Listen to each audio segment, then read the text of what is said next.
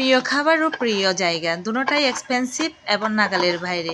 আসসালামু আলাইকুম গাইস, কেমন আছেন সবাই? নিশ্চয় প্রতিদিনের মতো ভালো আছেন। তো আজকে আমি চেয়েছিলাম দেশি মুরগি রান্না করব, বাট ফ্রিজ থেকে বের করেই একটা বক্স রেখেছিলাম। পরে ভিজার পরে দেখলাম যে এটার মধ্যে দেশি মুরগির মাংস নাই, বরং এখানের মধ্যে আছে কিছু মুরগির পা এবং কলিজা ঘিলে।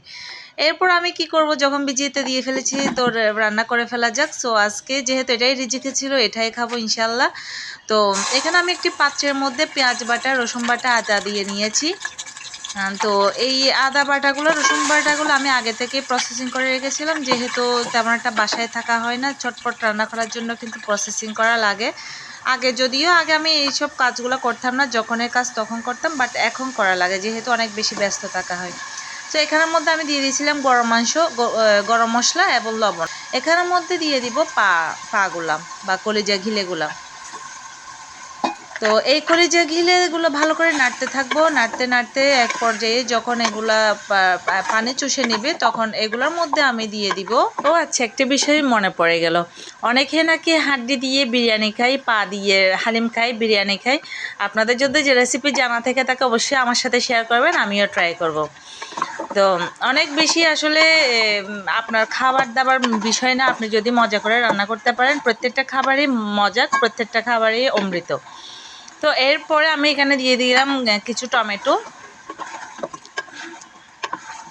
এবং এর মধ্যে দিয়ে দিব বিভিন্ন মশলাপাতি। তো খেয়ে খেয়ে আমার মতো আপনারা পা রান্না করেন, অবশ্যই আমাকে কমেন্টস বক্সে জানাবেন, এবং কার কার পা খেতে ভালো লাগে আমার মতো। তো যেটা বলছিলাম যে আপনার যেটা প্রিয় সবসময় সেটা দামি হবে অথবা নাগালের বাইরে হবে, অথবা কিনে খেতে পারবে না। যেমন গরুর মাংস ধরেন, চিংড়ি মাছ, ইলিশ মাছ, এগুলো কিন্তু আমাদের বর্তমানে নাগালের বাইরে, আমরা চাইলে খেতে পারি না, ইচ্ছে করলে নিয়ে আসতে পারি না। আর এই বিশেষ করে এই পাগুলা আমার অনেক বেশি প্রিয়, যার কারণে এগুলো পরিষ্কার করতে অনেক বেশি কষ্ট।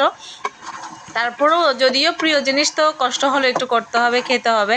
তো আপনারা কে কে আমার মতো করে পা রান্না করেন অবশ্যই জানাবেন এবং আমার সাথে শেয়ার করবেন।